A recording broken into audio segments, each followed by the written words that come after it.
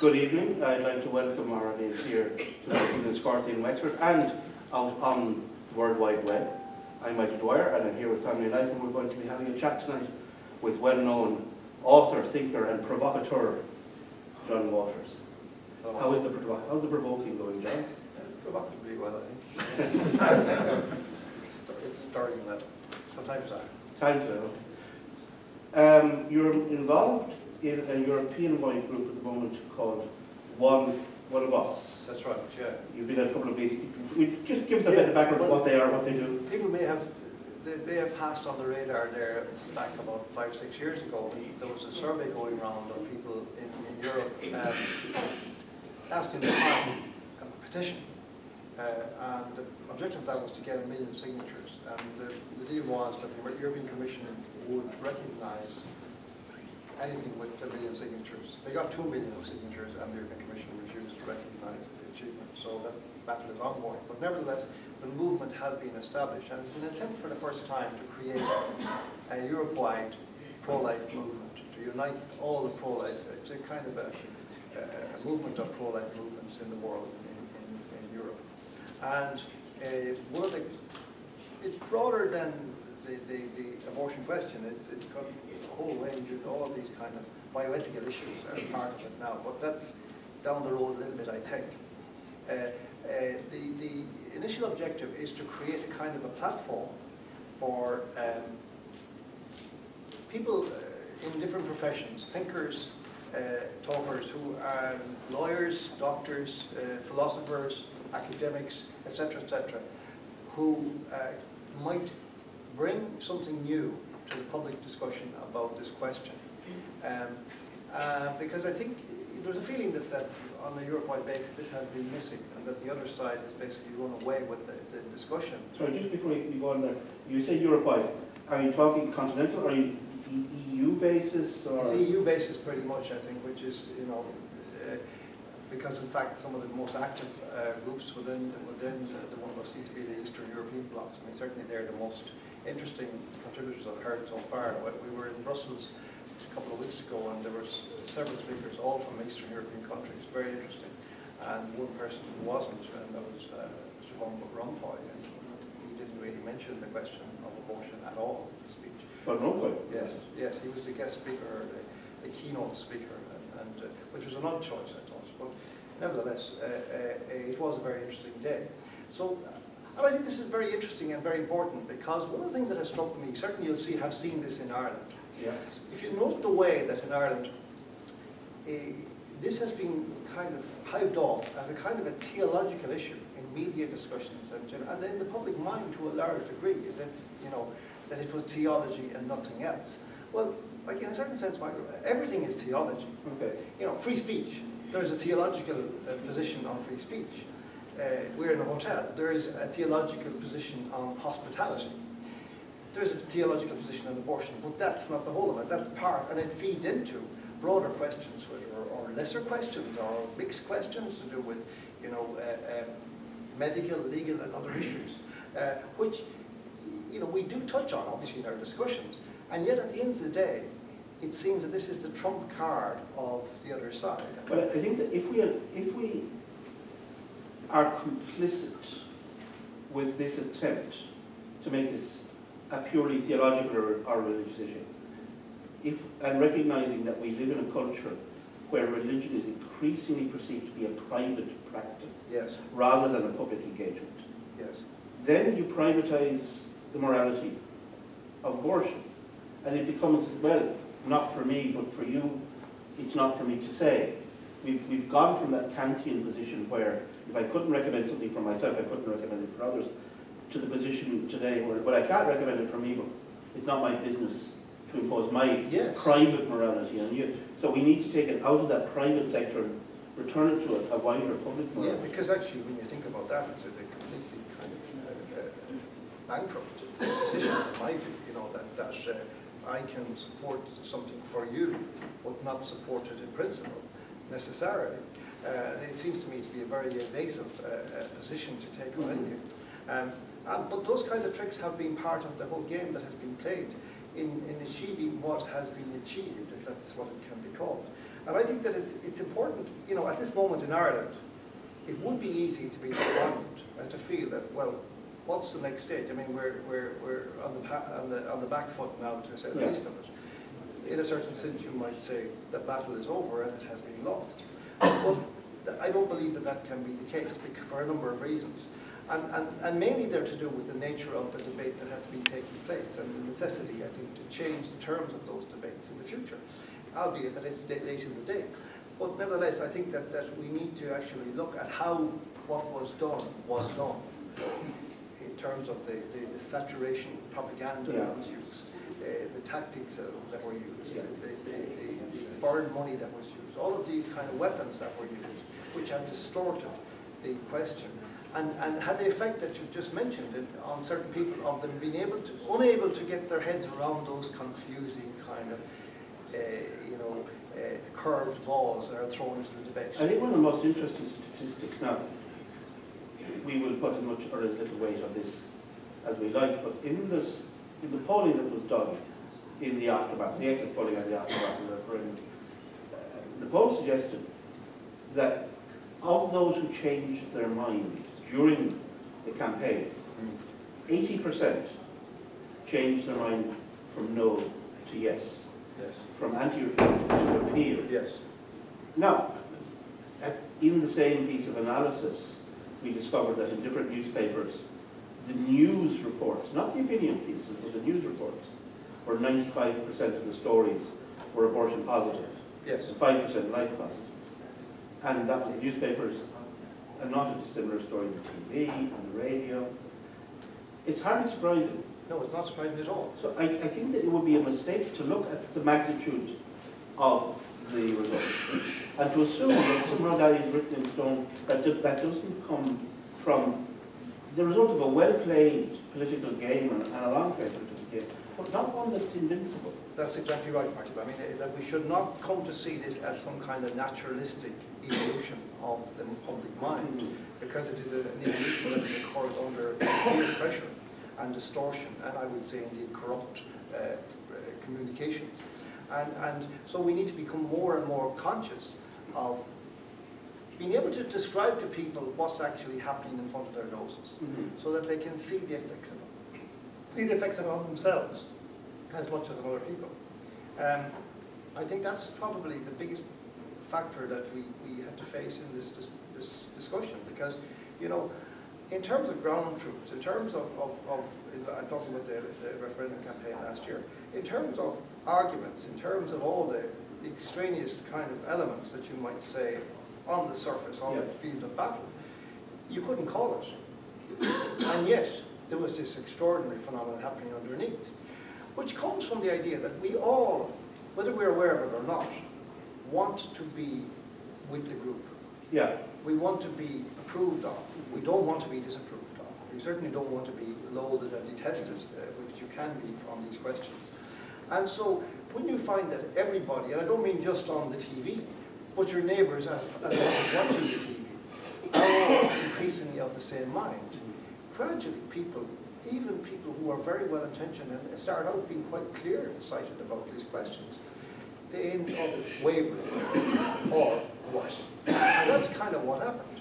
So, you know, the problem is with all of this that there was no super seeing instrument that would have been able to describe this. We describe it, but we would, wouldn't we? We would, wouldn't, yeah. But going back to this, the one of us, is there an emerging strategy of how to approach the issue in a pan-European way? What's your sense? It's early days. I mean, I've only been to 2 meetings, and I think that's pretty much all that's really happened in the last, apart from the initial push a few years ago to get the signatures. But there's a big emphasis on creating a platform across Europe of people who would become more and more visible, speaking about these issues in an authoritative way, not necessarily from a clerical position, shall we say. Sure. And that's been missing. And I think to actually unite the groups across Europe also and give them common purpose and a sense of the possibility of pooling their energies and bringing each other's to each other's countries and you know, comparing notes about what's actually happened there, what's going to happen there. I mean, I think one of the great resources in Europe on this question is the fact that Eastern Europe is still strong. Mm-hmm. And unapologetic. Yes, unapologetic. And they're amazingly clear-sighted and highly intelligent about what they say. I listened to 5 speakers now, one from Croatia, one from Estonia, Russia, you know, Czech Republic, Slovakia, Slovenia. Absolutely brilliant speakers. Very clear about it. I mean, you know, this sounds a little bit naive, you know, but I mean, sometimes I find myself in all of these discussions standing back and I remember, you know, when I was a teenager listening to debates about, you know, human rights and all the rest of it. And thinking like, wasn't it possible at the beginning that all of that energy that ended up on the left ended up under the influence of feminism? All that kind of positive energy for human rights could have ended up on the side of the baby in the room. It's not impossible. It's something, it's almost like a quirk of ideology in history, that it didn't, because there is actually no more vulnerable and no more precious and fragile and voiceless entity on the planet than the child in the womb. And yet, it is possible for adults to sit in studios, behind microphones, and actually talk down the most fundamental rights of this category of human person.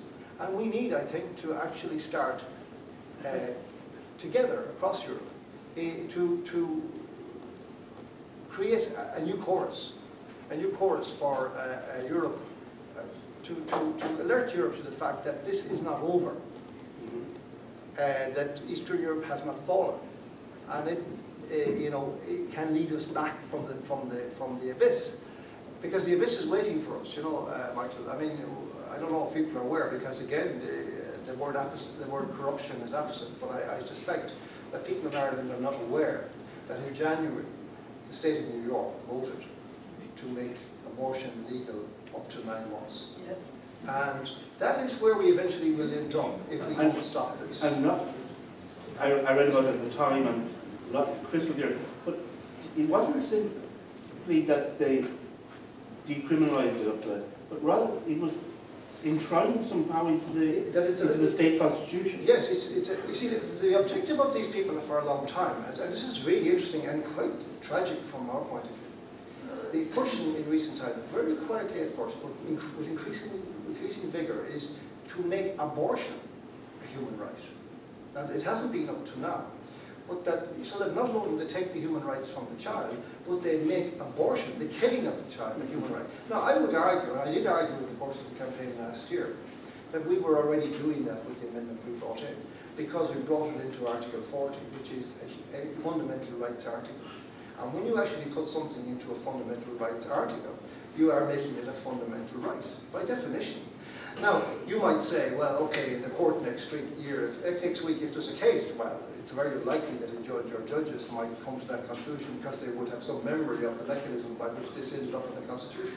But give it 10 or 15 years, when that context is no longer present, when memories have faded, and people are not maybe disposed to look back at the newspaper archives or to see what actually was said and why. On the judiciary of the day. Exactly right. Then you say, well, at the top it says fundamental right, and here it says, you know, termination of pregnancy. But that is a fundamental human right. This is going on certainly 30 years anyway, at the level of the United Nations, yes. Various conferences. Well, I remember there was a conference in Egypt back in the early 90s where it was going to be enshrined as a right, except there was a rather strange piece of diplomacy between the Arab nations, the Vatican and others to get it voted down. But this has always been the long term. It has been somewhat sotto voce up to now in general in the public discourse, because it would be such a repugnant idea for most people, particularly in places like Ireland. But now you would actually have to say that after the victory, as it were, of last year, can it be said any longer that such an idea would be repugnant? I'm not so sure you can. And when you have a few more hard cases to be put before the people, that wears down whatever resolve is left, and in the end. But I don't actually think that they need to do anything further, really, except wait for the article as it now stands to come to fruit, and it will actually deliver them what they want, unless we roll back.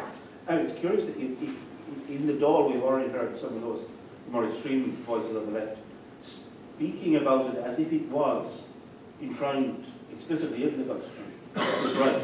Yes. And complaining when people were trying to pass fairly basic pieces of amendment to the legislation, that they were somewhat frustrating what was now a constitutional right. Well, that's very interesting, because you know that there was that kind of act of misdirection, that sleight of hand that the government played by drawing the public's attention to the wording of the statute that they were putting before, which is a loose statute which had been advanced. Yes. This is what we're going to introduce. Of course, that had no meaning whatsoever. What had meaning was the destruction of the protection that was in the Constitution and what was happening over there. But they were constantly drawing, and the media were constantly drawing the public's attention to what was happening here, which was relatively irrelevant in the medium to longer term, because it can be ridden by another government in the morning, or the same government in the morning, if it chooses to override it. And so it was quite irrelevant, and yet that was a lot of the discussion in the debate, so-called, was about what was actually in the package that was to be implemented in law, the piece of legislation, after the amendment was passed. There is a sense, and I say this carefully, that in the short term, abortion has ceased to be a hot button political issue in Ireland. That right now we are, in a sense, on our hunkers, we're sitting back, we're looking at where we go next. There are other issues that have now become more front and centre. Well, at least I believe that there are certain things that they're going to come for. Where do you think where is the barrel pointing now? You mean in terms of the agenda, the progressive agenda? Well, obviously the whole LGBT trans thing is still bubbling away there. They're going to push that, bringing that into schools is very important. But I think also the most worrying thing is on the demographic. There's a connection between that and the migration, the mass migration issue, and the demographic shifts that are happening, because they really do threaten the nature of this country, even in the medium term. And I don't think, there's no discussion about this other than calling racist anybody who dares to mention it. But it's a very important issue, and it is related to the abortion issue very clearly in this sense. Our fertility rate right now is 1.8. That compares to 2.1 would be replacement. Yeah. And 1.8 is actually a not unhealthy level, in the sense that statistically, because there's a kind of you can actually increase your population rapidly over 2 or 3 generations, or decrease it just as rapidly over 2 or 3 generations, with a very small percentage of difference. Yeah. So, as I understand it, the critical level is 1.6. That once you hit 1.6 and you go under 1.6, you go to nothing over 2 generations. Right. Virtually nothing. I mean, whereas with 1.8 you can sustain maybe 80% of your population over the next 50 years. Historically, we had already been pretty high. We had, but it's now dimensioned. But that was before we introduced abortion into our own country. And I think if anything is calculated to bring our fertility rate from 1.8 to 1.6, then it is abortion. Almost certainly within 10 to 15 years, we will be at that dangerous 1.6 level. Which means that over the next 50 years, the Irish population, seen as a block, shall we say, this isn't that simple, of course, it's not. No. But in crude terms, would go to something like 25% of its present level over the next 30, 40 years. It's that kind of figure that we're looking at, particularly with an aging population and people increasingly, the greater bulk of our population being older. So I think these are the questions which we ought to be, if we had a proper discussion capacity in our culture, media culture, we will be talking about these things, and we will be talking about them freely. Just, there's one issue there which I think that we should advert to as well, because to my knowledge, there are at least 2 private bills in preparation, and I think we'll probably see the politics of it will be that one of them will be adopted by the government, which is for euthanasia. Yes. And I think a lot of us expected that once the amendment was over with and done, then the next thing would be a euthanasia. Yes. Yeah. Well, it will be. I hate to say this, but I think that will be relatively easy after what we've come through for them to do, because you know, it can be couched in terms of the need of the vulnerable person, and it doesn't affect anybody else in the first instance, and it won't in the first instance. But once you create a culture and a context for this to happen, then it will very quickly move from voluntary to quasi-mandatory, because there will be all kinds of cultural pressures, older people, you know, the cost of medical care, the burden on families, you know, particularly in a culture where young people can't any longer afford to buy houses. It's very interesting to, you know, these people, older people have houses. How come? Why have you not lived long enough? I'm serious. This is the kind of discussion which is already being prepared. And if you think that... It becomes in the language of compassion. Compassion, yes, and tolerance, and you know, equality, and the right to choose, you know, the right to choose, and then there's all kinds of grey areas, like when somebody becomes mentally, you know, unfit, you know, well, where does choice come into it? Well, how do they decide that? Who decides that? I mean, you've got to the point now where in Belgium, young people suffering from mental illness, for example, suffering from severe chronic depressive illness, are opting for euthanasia. Yes. When there are therapeutic options, and when in the medium term there is a very real chance that these people could see a dramatic improvement in their lives. We're increasingly, I hear these little bells of the economic language starting to come in. Well, when you don't have any other kind of language to define the human, you know, aspiration, then you are defined purely in terms of your economic capacity. I mean, I talked about them in my book, the two rooms that we can now see already in Irish society, which should really fill us with dread. And one is the room in the creche, where the little babies are left sitting there at 7:30 in the morning, and left for 12 hours sitting on mats or sleeping on mats covered with rugs, looked after by strangers while their parents go out to work to try to put a roof over their heads.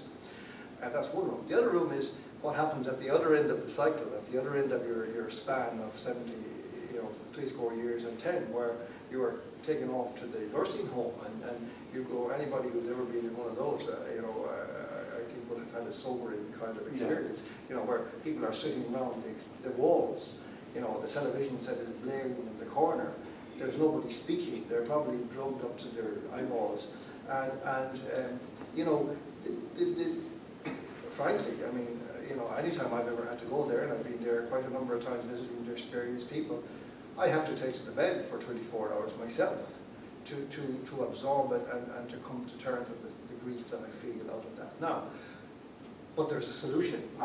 There's a solution. Do tell. Because, you know, we already worked on the abortion question, which will reduce the numbers of babies in the creche. And we'll be reducing the numbers of older people sitting around the walls of these rooms in this other way. Relieving them from their pain, yes, and taking pressure off an already pressurized health system. Celebrating the lives that they have lived. Giving them the choice, yes, to end their lives with anybody who at this stage has come through what we've come through, and thinks that we're exaggerating, needs to go back and read their newspapers again over the last 5 years and look at what the things that were foisted and imposed on the Irish people, apparently against their will. But now, the things that were unthinkable a decade ago, that are now the law of the land. I friends of mine will tell you, for many years ad nauseum, I enjoyed observing that when a politician comes to you and says to you things like, we must be practical, we must be sensible, we must be pragmatic. Yes. Be ready for them to suggest something very wicked indeed. Indeed. And when they use those words, they know it's wicked, but they have to get you ready just in case. Yes, I think, Michael, you know, what is important is useful lives. You know, I think that would be more... I'm laughing, but it's gruesome. But, and we've been here before. Yes. That's the thing. We have been here before. We have learned nothing from it. Nothing. We don't learn. We don't learn. Okay, but let's not give in to the temptation of despair. No. Let's talk practical politics. Yes. I'm hearing around the country that people are meeting more and more. People are saying they're fed up. They're going. The old, what we call the heritage parties, have lost that chain, that ball and chain on attachment to the vote, the traditional loyalties are dissolving, that people are looking around. Do you have any sense and what would you say to people out there? I mean, if people out there saying, will I get engaged? What should I do? Okay. Just practically speaking. Well, I have mixed feelings about it. I mean, I would love to, sit here and give you my wishful thinking. I mean, yeah. there are some positive signs, for certain. I just don't know how powerful they are in their capacity to overcome the inertia of the Irish system, which is deeply enculturated over decades and decades. But one never knows. I think it'll take some kind of a crisis. The strange thing is, you were saying about the pro-life issue. People disagree with me about this, but I have always felt that issue has no electoral traction in a parliamentary or in a conventional election. Yeah. In a referendum, it is itself. But it doesn't translate very well. Because, and it goes back to the point we were making earlier, that it is seen as a theological issue. It's not a philosophical issue rooted in a set of ideas which are to do with life. It doesn't impact immediately and directly upon your life. Yes. Except in a very small circumstance. Yeah, but it's interesting if you look at something like the League, Lega in Italy. Yeah. They have brought together pro-life and demography in a very good way. And they've actually started to talk about incentivizing families to have more children. Douglas Murray asked this question, and it's not, I don't want to get too deep into this area, but Murray, Strange Death of Europe, he says, sometime in the 50s and 60s, different countries across Europe were faced with the reality that they were no longer reproducing at replacement levels. And this was causing an economic problem. And that for them was the big issue, it's an economic problem. What can we do? And he said, rather than say, why are we not doing this anymore, something we have done for the last 5,000 years, 10,000 years, we have reproduced. This generation has stopped doing that. Rather than ask the question, what policies can we study that will bring us back to the normal state? Well, that's the they thing. just said, well, we just import people. And I think if we look at, say, the housing policy in this country, which is forcing young people either to give up on the idea of ever having a house or to postpone forming families, to postpone having children. And these are policies which are deliberately driving people in a direction which is anti-family. And there are profound connections between all of these questions. I mean, and the pro-life question per se, fits right in there. The problem with it is that it is the pro-life question, which has somehow been separated out and hived off as this kind of quasi-theological and a separate issue. And it's sort of a Catholic thing. But it's not. I mean, it is and it isn't. It is a Catholic thing, of course, but it's also a human thing. It is also a political thing. It is right in there. And there's a very interesting, hopeful thing that I picked up in recent times. There's a man called Dr. Stephen Turley, who's online, and Turley Talks. A very interesting guy. He gives just 2 talks a day, very relatively short, between 7 and 20 minutes. And he has a whole thing like that. There is a very interesting phenomenon which has not been picked up in America particularly, but also he thinks in Europe, whereby that it is actually left liberal families who are not having children. Yes. That fundamentally, religious conservative families are having children. Again, after quite a long, like in America particularly, evangelical Christians in America, for example. And what's actually happening is the old traditional Protestant churches in America are actually, people are beginning to join the evangelicals. And they're having bigger families. But religiously, I think in the States, people are either going one way or the other. They're either going to Rome or Orthodoxy, or they're going to the evangelicals. But was considered mainstream Protestantism in the middle. So yes, that's right. And so the potential for that is that kind of downward, upward spiral, those spirals that we talked about, can actually come to bear on this question in a very particular way, that over 2 generations, if conservative Christian religious families were capable of transmitting their own belief systems to their children successfully, then you would actually have a total reversal of all of this. Now, where I don't have a theory as yet is how this matches into Ireland, because we're actually at the point where we're still rejecting religion. We haven't actually begun to understand what the rest of us understand. 4 out of 5 people in the world belong to one of the main religions. This is extraordinary. We're told that religion is over. 4 out of 5 people in the world belong to one of the half dozen main churches in the world. Now, we seem to think that Ireland we left all that behind. Oh, well, in the language of the left, this is a very Eurocentric, very ethnocentric way of looking at the world. Yes. Religion is doing very well, thank you, very most of the rest of the world, just not doing that well here. We have also, frankly, even from a non-believer's perspective, kind of an immature form of disbelief. We do. It's a bit of a no sucks to you kind of thing. It is getting that, yeah. John, just before we finish up, Adrian has sent me a couple of questions here from the one, but one of Anne in Meath wants to know, she points out that we have elections coming up at the end of May, local elections and Europeans. Do you see any hope there of somebody, maybe the beginning of a disruption? Beginning at least. Again, I'm not certain about Ireland, but I do feel that Europe is going to turn very dramatically in the European elections in May. I think that already the signs are there right across Europe, in Germany, in France, in Spain, in Sweden, in the Netherlands last week. There are signs of what would be called a rightward shift. I don't particularly like that kind of terminology. I just don't see, Ireland is so stitched up by our media that it's actually impossible for anything to breathe. Yeah, but I don't know if that's true at the local level. I think that if you have somebody at the local level who's willing to go out, knock on the doors, talk to the people. Yes. And also, local media tends to be far less compromised than national media. You're going to get a better run out of your local radio, Southeast Radio. Well, those parts of it that are not controlled by the national media and significant. But at the end of the day, they're about making money, and it's possible to get at them. I mean, it's possible to. Well, I certainly think that if people, the knocking on doors is the most powerful one, and, Yeah. and that works nowhere as well as it works in a local election. Yeah. So actually going up and having conversations with people on their own doorsteps. Because one of the things I have found in recent times is that there's an extraordinary phenomenon where people are carrying around these questions and thoughts, and they think they're unique to them. They think that they uniquely are worried, concerned, anxious about all this stuff. And then they actually end up, they meet somebody or they're in a room and somebody says something, and they go away intoxicated because other people think the same things. Right. And this is what I mean about the country being stitched up. Its thought process is stitched up. But the great thing is that when you go to somebody, when a canvasser goes to somebody and knocks on their door, there's a good chance they're going to be open. And if you just say the right thing, you could find the floodgates opening. Yeah. And that's what I think.